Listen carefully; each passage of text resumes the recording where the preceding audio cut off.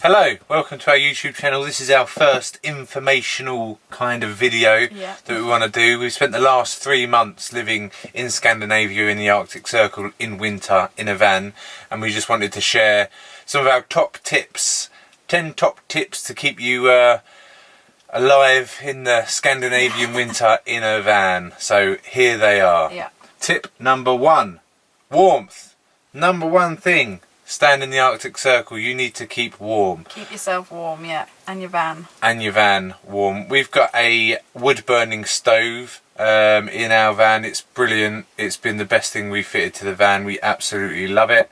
It's kept us nice and warm when it's been -30 outside, and we can't recommend it enough.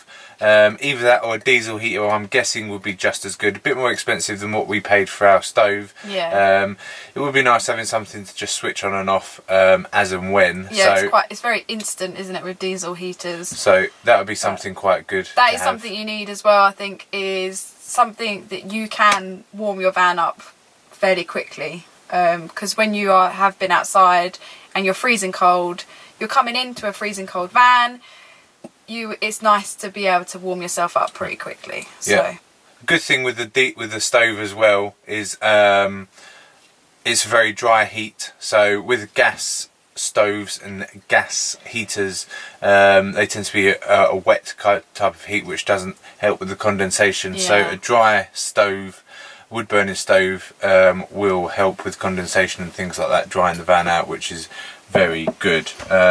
The best thing about having the stove is that you can also, we have sort of a little setup where we can hang things like clothes to dry. If your socks get really wet, it's nice to have nice dry socks. So that's another plus with having the wood burning stove. We've kept ours alight. The coldest we've been in the van has been about -30 outside, and we've had it 25-30 degrees inside the van with our wood burner going. So sometimes it's been a little bit too hot. It's very good at keeping you warm, but it's a must in this part of the world. Very good. So tip number 2. Top tip number 2, insulation is very important for your van when it is warmed up to stay warm, especially through the night when you're sleeping or during the day when you've gone out. When it's warm, it just makes life a whole lot easier. We've got quite a bit of insulation in our van because we knew it was coming to Scandinavia. Even things like windows, try and get double glazed windows when you can. Make curtains with insulation inside the curtains, that would be great. We've actually got a bulkhead in ours that we fitted in our van, with a little hatch that we can take in and out. That's all insulated, so that will keep nice and warm. We didn't want too much of the heat being released out the windows in the front. And through the dashboard, the floor, that sort of thing in the front, because it's not very insulated. So insulating the back, making sure it's a nice little home, nice and warm in the back. One thing that we'd probably have done differently was we made curtains and bits and bobs, and I even did for the roof light to keep the heat from escaping up there. But I think maybe we'd done a door curtain. Maybe a big curtain to the door. Because there's obviously gaps around the door, there's only so much you can seal them up. So what I've been doing is I've been stuffing coats and things, especially down by the floor where a lot of the warmth escapes and the cold comes in. So insulation is a must in your van build if you're thinking about building a van coming to the Arctic. Keep everything nice and covered and wrapped up. And keep it nice and cosy in here. Nice little hovel. Top tip number 3, clothing. Clothing is very important in this part of the world, and it's important to stay warm, especially when living in a van and going outdoors quite a lot, which is what we've been doing. We have basically lived in our thermals for the past 3 months. We have not taken them off, so I would strongly recommend buying yourself a good base layers. We've got merino wool leggings and tops, and they just keep us so warm. They've been brilliant, haven't they? Really good. Live without them. So that's definitely something to invest in. A decent amount of thermals is good. Natural fibres in general, so wool socks, woolen knitted jumpers, anything with natural fibres is good. When we stayed with the Sami reindeer herders, they were still using woolen inserts in their reindeer boots. They had woolen thermals under their trousers. They had reindeer trousers over the top. So anything natural in this part of the world is usually best. They taught us a lot, really, didn't they? They taught us a lot about clothing and how to keep warm in this climate. Another thing is, and even just having things like wool scarves are brilliant. I mean, when it's -34. It's so, you can feel the inside of your nostrils freezing, so it's just nice to have something to put round your face and keep all your extremities. Yeah, your eyeballs will freeze over. That's strange. So yeah, it's all this. Good gloves are a must. Good socks are a must. Yeah. 1 pair of socks, decent wool socks over 3 pairs of cotton socks that you shouldn't wear. So yeah, good woolen fibres are a must. Also, good down coats, like a proper good coat. I bought a decent down, they call it the Arctic coat, and that's been a godsend. It's been absolutely fantastic. So invest in some good clothing before you come up here and you'll be just fine. Don't scrimp. It's nothing better than having a decent pair of thermals on, because you really do notice when you go outside. You want to get outside, you want to explore, and if you don't have the proper clothing on, you won't want to be out there for more than 5-10 minutes. So it's good if you're all wrapped up, you can actually fully go outside and explore. Top tip: the outdoors. Clothing, good clothing. Yeah. Tip number 4 is cooking and gas setup, really, isn't it? Yeah, top tip number 4. We didn't realise this before we came. I've got a couple of 7 kilo Calagas bottles. Calagas is butane, well, ours are butane, and when it gets to below 0 degrees or 5 degrees, when the bottles get below that, it no longer works. The gas doesn't, it stays liquefied, it doesn't come through the gas pipes. It will stay in the bottle until it warms up. So overnight, because of our gas is in the bottom part of the van, the coldest part of the van next to the back doors, it's the coldest point. So after sleeping all night, waking up in the morning, all you want is a nice warm cup of tea or some breakfast to warm you up. It doesn't come through, so you can't boil the kettle. Luckily we've got our wood burning stove, so we can always turn that on and whack the kettle on there and warm things up in the van. You can cook some eggs on there, a bit of porridge. Yeah, so that's definitely something to think about and consider, because if you didn't have the option of cooking on the wood burning stove and you do have that kind of gas set up, you won't be able to cook anything. Your best bet is to get a propane gas bottle as opposed to butane. We didn't know before we come, so that's the reason we're telling you. Your best bet is to get propane.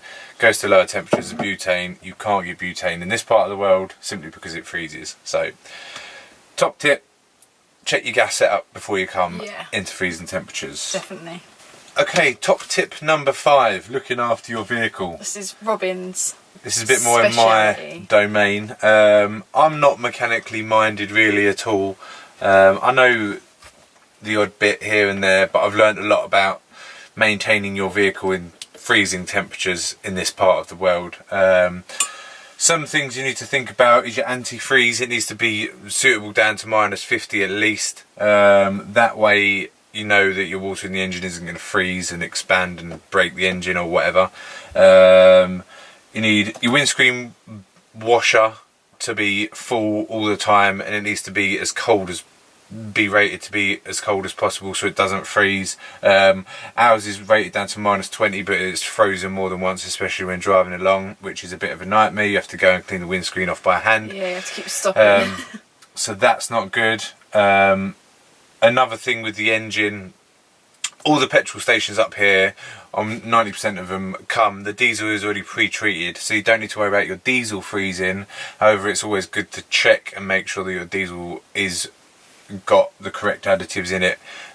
Most of it does come from the petrol stations, like it down to -60.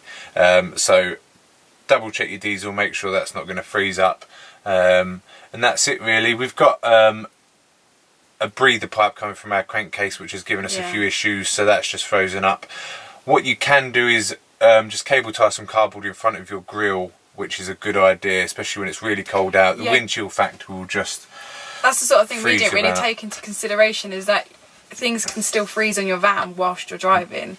We'd sort of spend a lot of time warming everything up to set off, but actually the issues happened when we were driving. Whilst you're driving along. So once you're driving for like an hour, 2 hours, and it's minus 34 outside, that wind chill going into the van doesn't do the engine any good. So ensure the engine is warm. When you start the engine in the morning, don't rev it up until it's got up to temperature.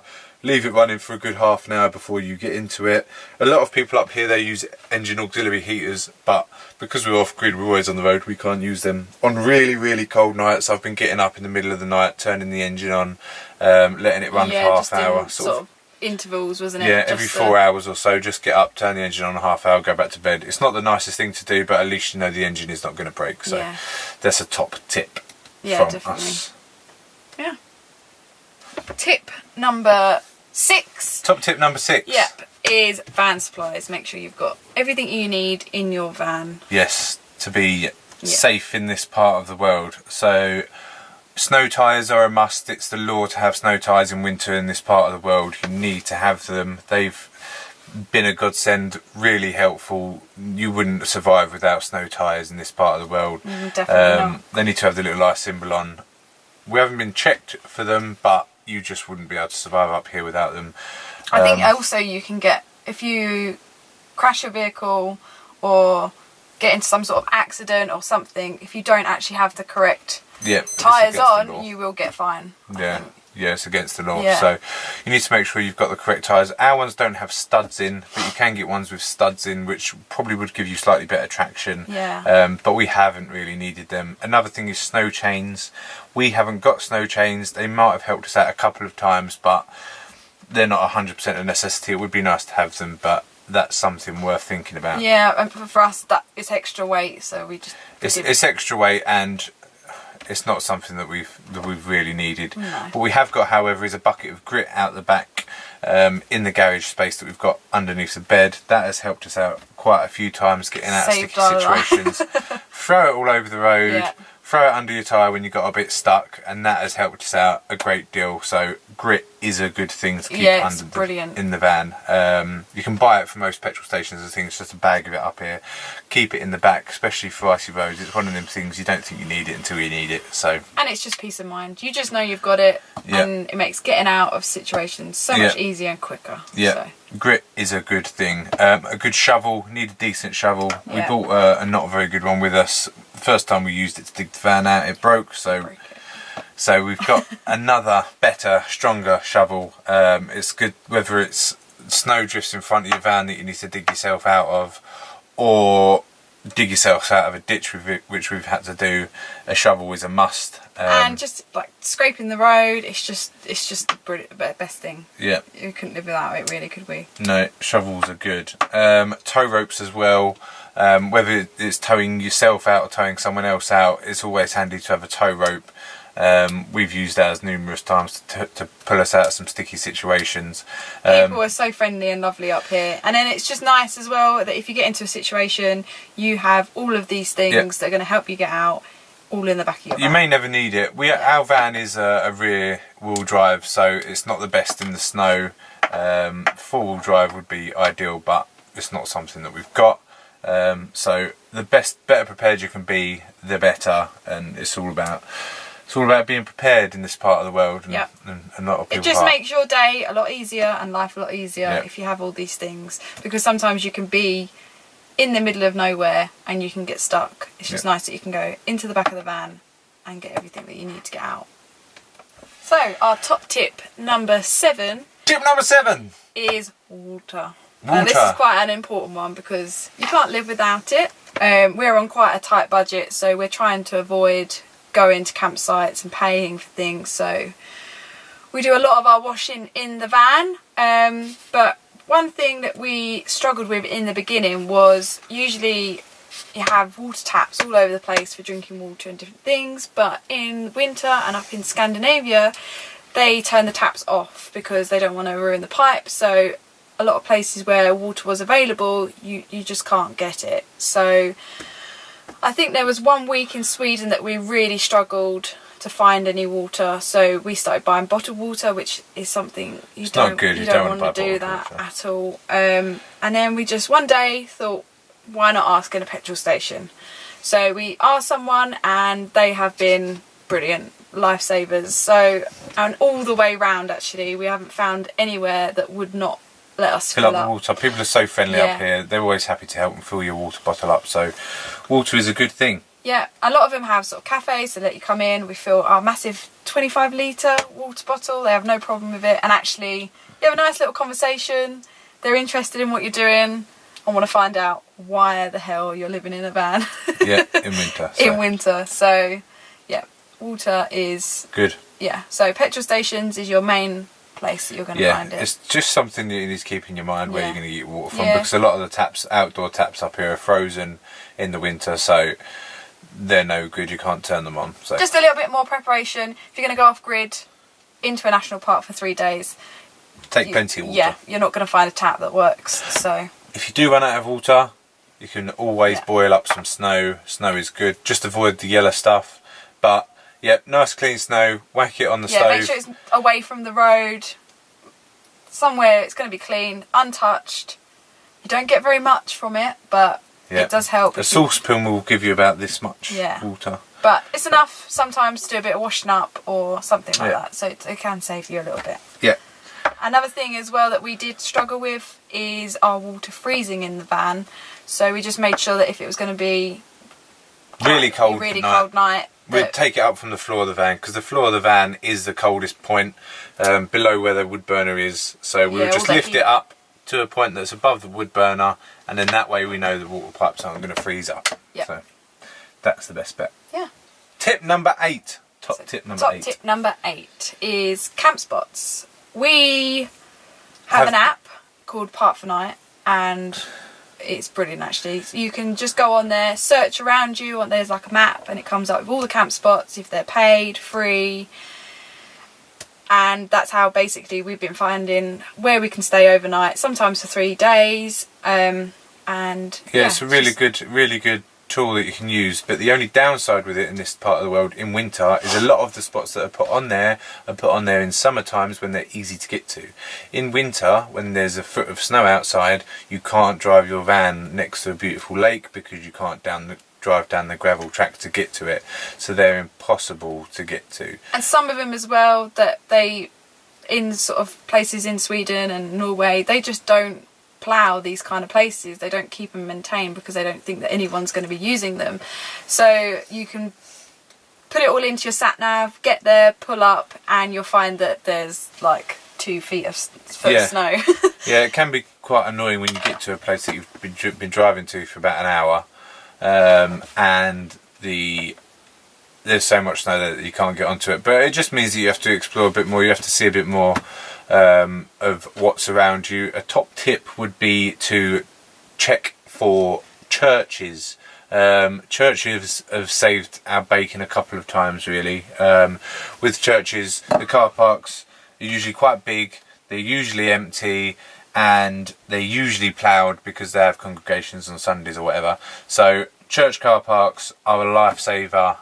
If you don't know where to park, find a church, park in there. 9 times out of 10 is free, and it can usually really help you out. Just make sure that you clear up after yourself, take all rubbish with you, and just be respectful really. But but that's one thing to bear in mind. This part of the world, in the snow, you can't always rely on the Park for Night spots or campsites, because campsites are only open in the summer season and they're very rarely open in the winter. So we found that in Norway especially, that we sort of parked in a lot of lay-bys really, but to be honest, in this part of the world they are beautiful. They're not they're not your normal lay-by. They're not your M25 lay-by. They're stunning. You're surrounded by mountains, trees, and usually you have nice toilets and stuff like that, so that's good. Camp spots. Think about where you're camping and prepare. Top tip number 9. Number 9. Be realistic. This isn't the easiest place to live. You're not on a beautiful campsite in the Algarve. It's hard work. It's rewarding. It's so beautiful. It's something that you can't say you've done every day. The weather can change very quickly. You can go from 1 minute it's beautiful and sunny outside, and then all of a sudden it can be a blizzard and the temperature can drop drastically. It was beautiful this morning, and now it's absolutely hammering it down with snow. So you need to think about, it's not always all fun and games. It's an experience. It's a bit of an adventure. I keep saying it's a holiday, not an adventure. No, it's an adventure, not a holiday. So yeah, take each day as it comes. But you need to be realistic. You spend a lot of time in the van because it's so cold outside, but there's so much to do up here. You can really learn a lot of life lessons and experience a lot of things. So our top tip number 9 is be realistic. I think as well, and just take into consideration when you're doing your van build, if you're going to be coming to somewhere as cold as this, just be prepared to make it comfortable, because you are going to spend a lot of time. I think in summer you can be outside in a hammock or chill out outside, but we do spend a majority of our time, like evenings, in this van. In the van, because you don't want to sit outside on a deck chair when it's minus 20 outside. So you just need to be realistic. It's a brilliant part of the world. I'd recommend everyone to come up here, but you just need to have your wits about you. You need to think about where you're driving, what you're doing, what you're getting up to. Don't get too carried away with yourself, because things can go from good to bad in a matter of seconds. So be cautious, but yeah, it's one of those things, and just have your wits about you. Yeah, definitely. So our last and final tip for you guys is have fun. Have a good time when you're up here. It's a brilliant part of the world. We've loved every second of it. There have been times where we've thought we'd rather be on a beach, but when you open the van in the morning, there's beautiful sunshine out and there's a new fresh coating of snow and you're in the middle of nowhere, and it's absolutely stunning. There's things to do up here. Don't think that there's nothing up here and there's no one up here. It is a harsh place to live, but there are people here. You've got Northern Lights tours, you've got snowmobiling. People live up here, they still get on with their day-to-day life. People still go to school. People do things. There's buses, public transport, there's always things to do up here. It's a brilliant place to live. It's a brilliant place to come and visit in the winter, as I'm sure it is in the summer. We'd love to come back. It's just a great place to be. And I think as well, another thing that has been a highlight for us as well, and is something maybe to consider, is maybe looking into doing a couple of workaways, because Workaway is a great website. We'll talk about that in another video. We'll do another video, I think, but for that we've been able to experience full on the culture and living, and what it's like living in this part of the world. So yeah, it's have fun is the main bit. Enjoy have fun. So that's it. Thanks for watching our videos. Please like and subscribe. Give us a comment. Follow us. Anything we missed out or any other tips? Maybe drop us a comment. Follow us on Instagram, where we post daily our adventures, and hope you enjoyed.